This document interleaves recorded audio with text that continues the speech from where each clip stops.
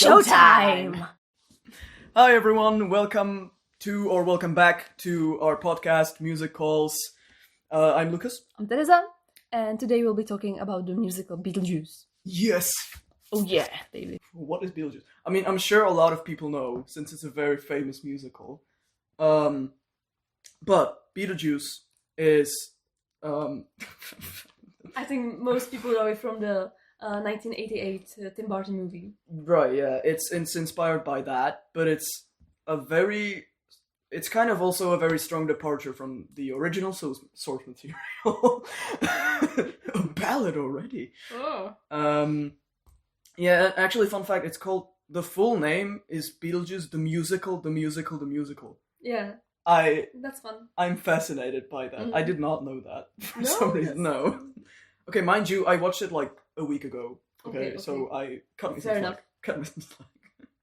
It's got music and lyrics by Eddie Perfect, a great Australian composer. Who also wrote King Kong, the musical. Wow, okay. Okay. Important addition. Very. Yeah.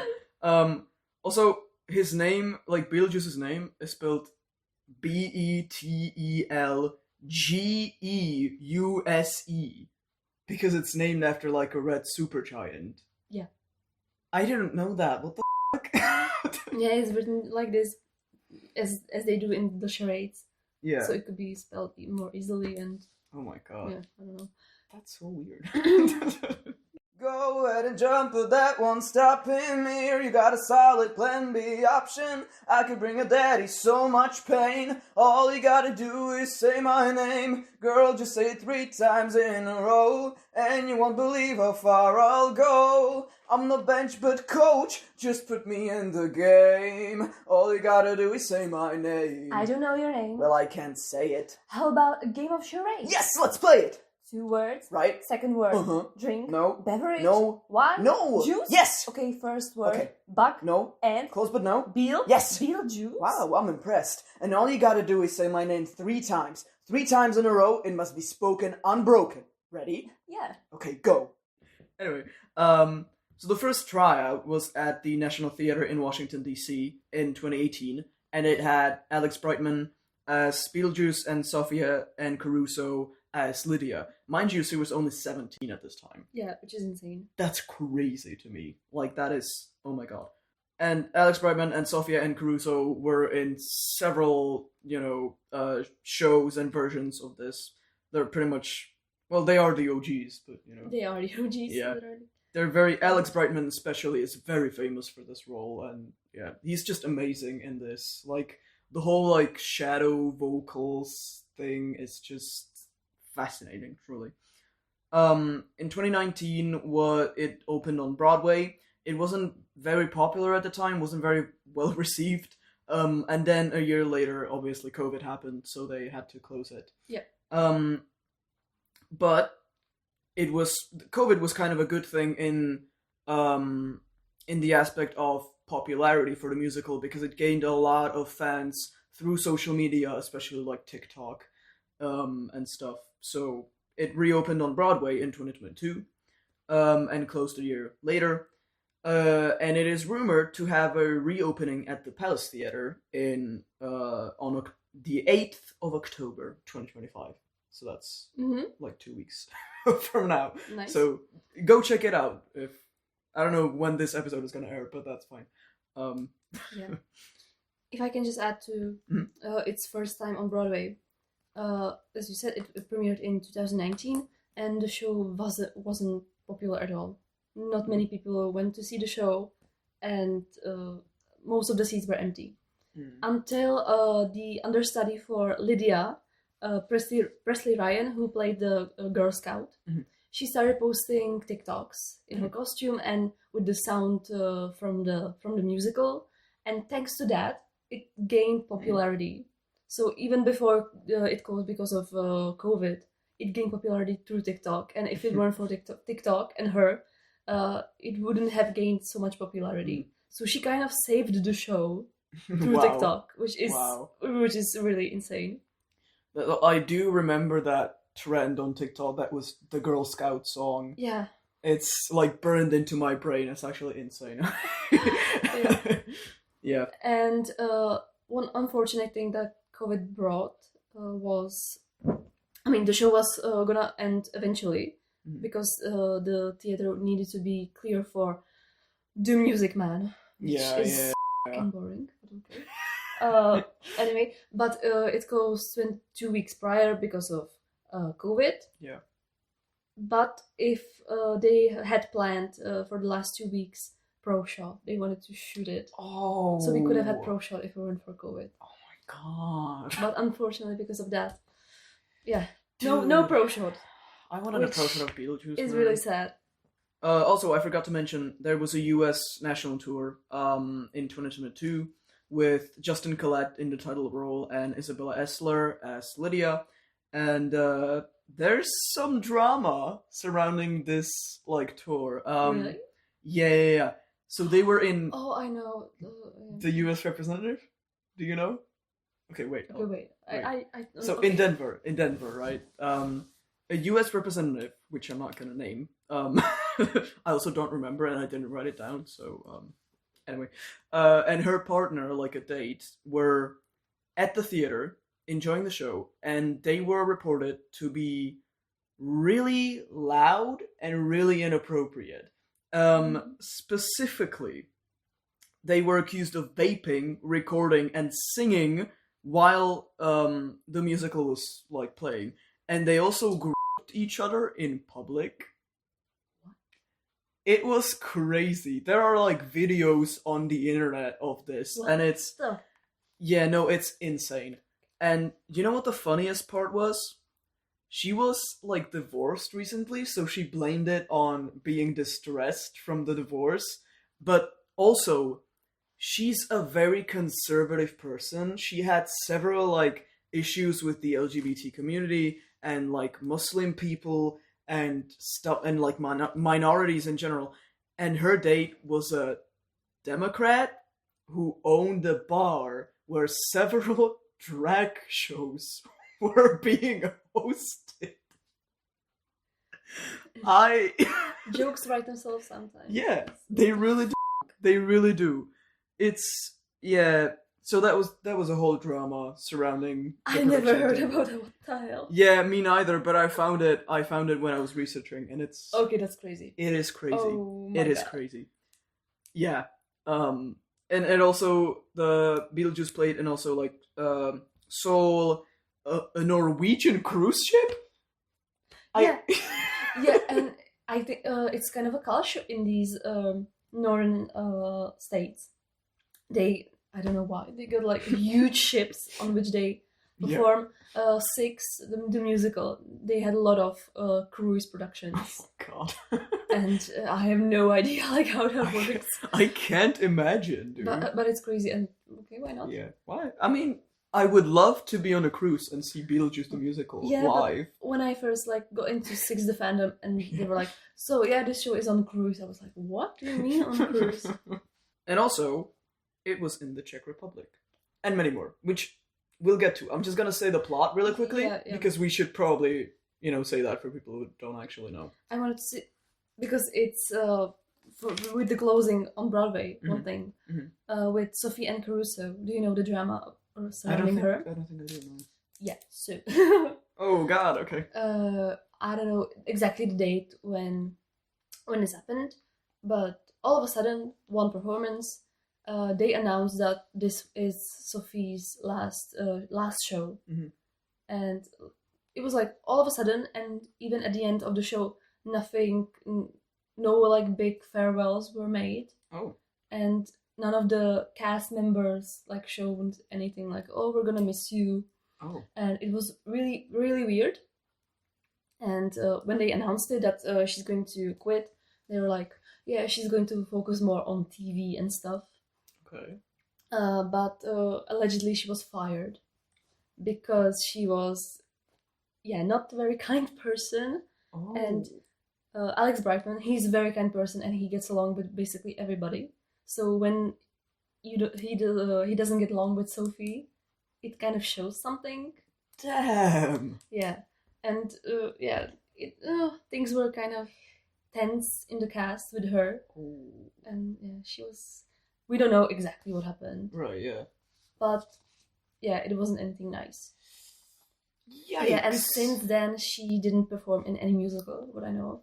Oh. And also because the way she sang it with kind of a raspy voice. She destroyed her vocals. So. Oh. Yeah, I was wondering about that because when I saw the bootleg, I mean, what I paid for it to see you that. flew to New York. What the fuck? Yeah, what the hell, man? How dare you apply that I saw a bootleg? Imply. Yeah, when I saw it, I was like, her voice seems so strained. Yeah. Like, kind of, like she sings beautifully, but it feels like she's pushing it a lot, you know? I don't know. I don't know. Yeah. And she goes, I mean, I love her raspy voice. I think it adds Yeah, to the character, but in no way is that healthy. Yeah, exactly. Yeah, so I'm not surprised that she destroyed her vocals because of that. Yeah, so that's just, I wanted to mention that because I think it's quite interesting. That is, wow. Now, okay, to the plot for people who are listening and still don't know what's going on. So the musical opens with Lydia's number about her dead mom. You're my hope, my destination, and I'm your clone, your strange creation. You held my hand, and life came easy. Now jokes don't land, and no one sees me. Nothing seems to fit. Mama, is this it? Are you receiving? I want something to. Then it goes to like a couple of dorks, pretty much, who die. Also, Beetlejuice like narrates the whole thing, and they die. And since they died in their own house, Beetlejuice wants them to like be scary, and other people are moving in. That's Lydia's family, and Adam and Barbara, the dorks, the dorks TM. They want Lydia's family out of the house, right? So they take Beetlejuice's advice and try to scare them, but it doesn't really work. They also connect with Lydia because Lydia doesn't like her dad, because he's like pushing her to get over her mother's death, which isn't very nice. So she wants her dad and his like girlfriend / assistant thing. I don't know. Life guru. Life guru. Life coach. Life coach who he gets married to. She's everything and more. She's, yeah, true. And she wants them out of the house. So Lydia sees Adam and Barbara. They're ghosts, but she sees ghosts, I guess. I don't know. And she, like, pairs up with them to make them leave the house. But they are unsuccessful. Because it's just really, really funny. I'm so sorry. I don't know what just happened. I meant to say,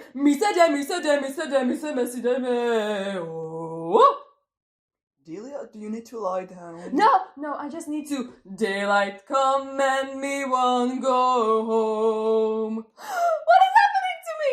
Maxie? Yes? On behalf of Delia and myself, I'd just like to say, work all night on a drink of rum. Daylight come and me wanna go home. Stack banana till the morning come. Daylight come and me wanna go. So Lydia decides to pair up with Beetlejuice instead, and they scare the people out of the house. So Lydia and Beetlejuice are now living in this empty haunted house. It is a haunted house, yeah. Beetlejuice makes it into kind of a haunted house. Yeah. And you know, it's fun, but Lydia starts missing her family, and like she wants to, especially her mom, obviously, but she wants to go to the netherworld where ghosts go when they die, and she wants to see her mom. So she tries to convince Beetlejuice, but he's not into it, so... Because she asked Beetlejuice if she could see her mom. Yeah. And he's like, no. Yeah. And at the same time, her father and Delia come back to the... Oh, right, with the gay priest. Right. With the priest or guru. He's like a... With Otto. Yeah. He's a guru, but he's like an exorcist, I guess. Fuck, I don't know what he is. He's an icon. Yeah. Yeah, and they come to the house and they want to exercise. Like Beetlejuice, yeah. Or well, yeah, and it doesn't end well. Yeah, it doesn't work because Beetlejuice scares them out and he kidnaps the guru, I think. Oh, he also tortures Barbara. Yeah, instead of exercising Beetlejuice, Otto somehow traps Barbara, and Lydia is like, no, stop it. And then somehow she goes. She gets to the netherworld. I don't know. It's complicated. Not important. She gets to the netherworld, and her father runs after her. Mm-hmm. So Beetlejuice is left in the house with the rest of the people, and he's like, "Okay, you're gonna suffer now. Let's make a game show." Yeah, and then they're in the netherworld, but Lydia finds out that it's like a never-ending space, and it's just she can't find her mother, unfortunately. So she makes up with her dad. Everyone's happy and friendly. And then they come back and they find out that Beetlejuice made this weird ass game show where the guru is on like a spinning wheel that's like teeth or something. I don't know. He's just passing time. He's just passing time. Then Lydia and her father come back, and we forgot to mention Beetlejuice wants to become human again throughout the whole. That's his whole thing. Yeah. We should mention that. Probably, yeah. And to become alive, he needs to marry. He needs to marry a living girl, and Lydia's the only one who he can marry actually. So Lydia and her father come up with this plan. Okay, so I'm gonna marry him, and then I'm gonna kill him so that he can go to the netherworld, and we can trap him there. Yeah. So she's 17, by the way. They sing the whole song about it, and so then they get married. Then she kills him. Yep. He's dead. And he makes up. His mother comes because she's like the. She Juno. runs the netherworld or something. Yeah. She's principal of the netherworld. Yes. And Beetlejuice makes up with her, and it's like kind of cute. And they go to the netherworld, and everyone's happy and dancing, and it ends. Yeah. I think. Basically, let's not get into much. Yeah. Also, let's get back to the Czech version. Oh God. You've been there. You've seen it. Tell us all about it. I've been there, seen it, heard it, everything. Interesting thing is that it premiered in Prague in November 2024, and it was the European premiere. It's the first time it was in Europe, overall. Oh. Which I think that's kind of cool for. That is cool. Such a small country as ours.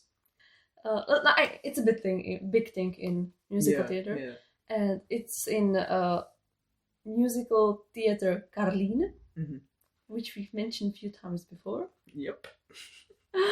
I don't know where to start or what to talk about exactly. When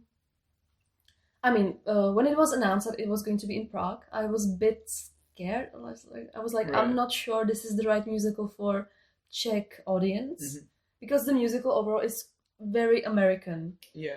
The music, the plot, the jokes, especially the jokes. It's so American, and I don't know how to describe it properly. The difference between European and American comedy, but it is just it's different.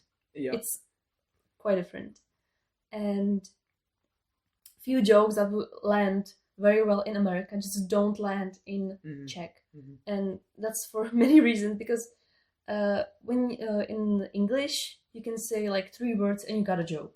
Yeah. But if you translate the same joke to Czech, you need to say it in 10 words, which already is too long for a joke, and but at the same time, how else are you supposed to translate it? Yeah.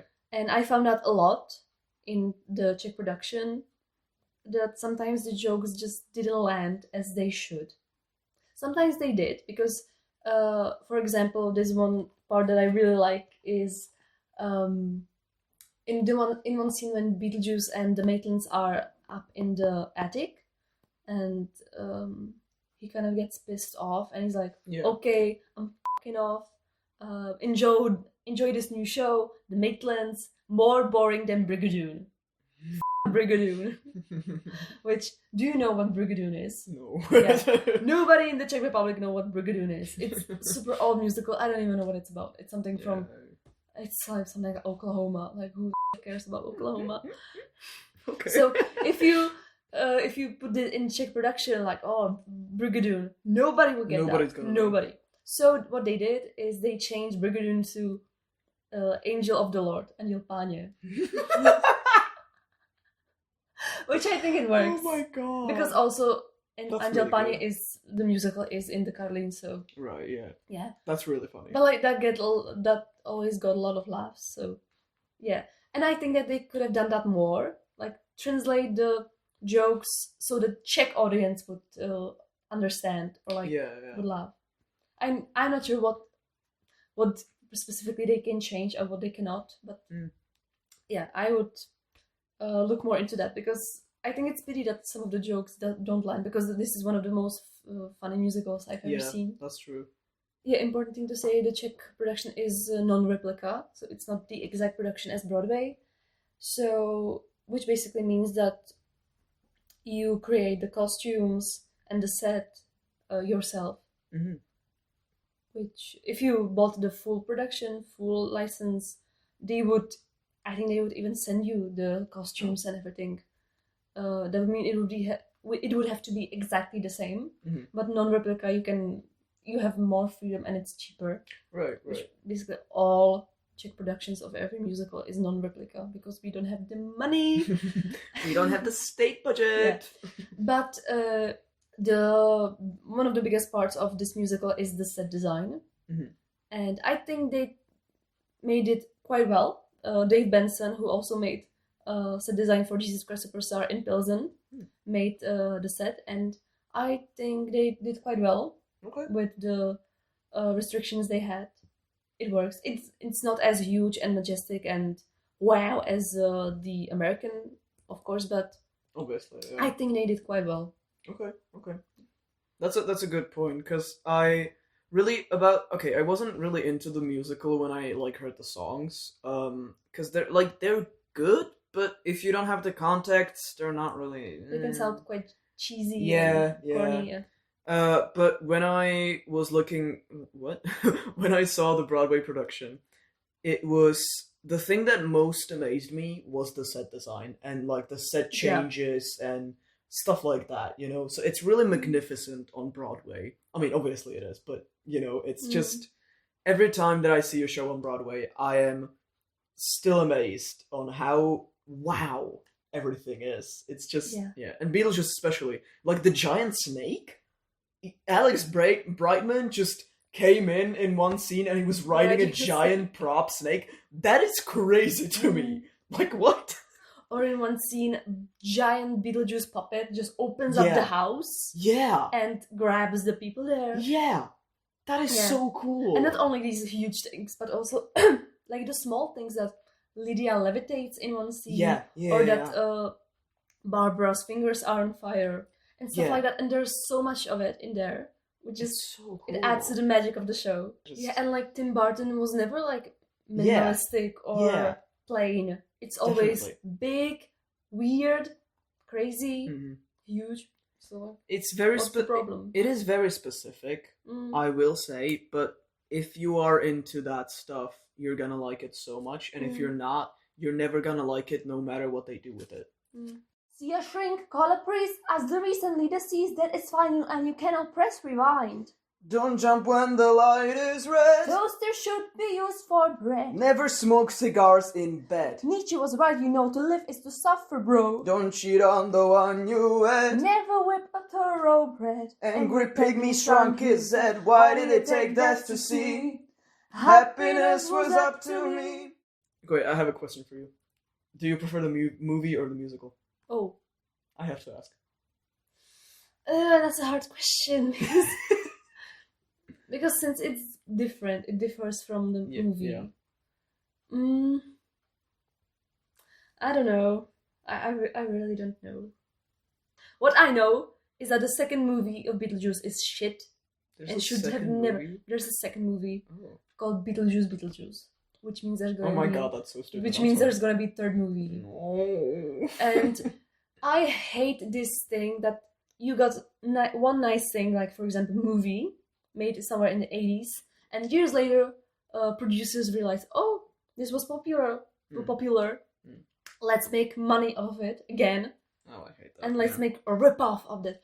I hate it. I would much prefer have less content for this one thing, but like good. but good, Yeah. rather than have so much content, but all of it is shit. Yeah, agree. Definitely agree. I hate the film industry in this specific sense, because this is just the milking and it's infuriating. It is horrible. Yeah, so I cannot answer your question, but okay. I like both of it, like, in its own way. Okay, that's fair. You didn't see the movie? I did. You did? I did actually. I saw the movie before I saw the musical. Oh, nice. I did not like the movie. No! Oh my god. I'm sorry, Tim Burton. I do like his stuff, but this just didn't hit for some reason. I don't know. The thing I was most appalled by was the underage bride thing, because I just didn't really... I don't know, I guess I wasn't really... Maybe I wasn't just paying attention that well, but I didn't get that it was supposed to be like a plan to kill Beetlejuice. I guess I thought it was like, oh, he's actually marrying her. And I was like, that's disgusting, and I don't want to watch that. And that's why I didn't like it mainly. I think, I don't know. Yeah. I think that in the movie overall, Beetlejuice is more disgusting and repulsive. Yeah, and in the musical, he's more goofy and... Yeah. Definitely, that's also definitely a part of it. In the movie, he just seemed like a creep, like a disgusting old creep. Like, which he should be. He should be. Yeah, but in the musical, it is more fun. So it kind of takes the weight off things, so... I definitely prefer the musical. What's your favorite song? You're thinking so hard. Oh my god. I don't know. You don't know? It is a hard question, though. That's true. I don't know. Like, overall, I really like the scene, Deo banana song. Yeah.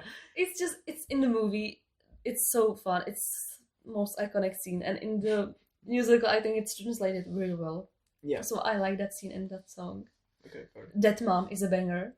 True. And creepy old guy is just such a meme. And it's so weird, you just have to laugh. I hate creepy old guy. love these... the more ridiculous the song is, the more I love it. So. Yeah. It's just like with Blue from Heathers. Exactly. Yeah, it's the same kind of song. So that's why I like it.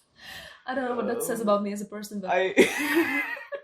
Maybe you don't want to know. I'd rather not. Yeah, I don't know.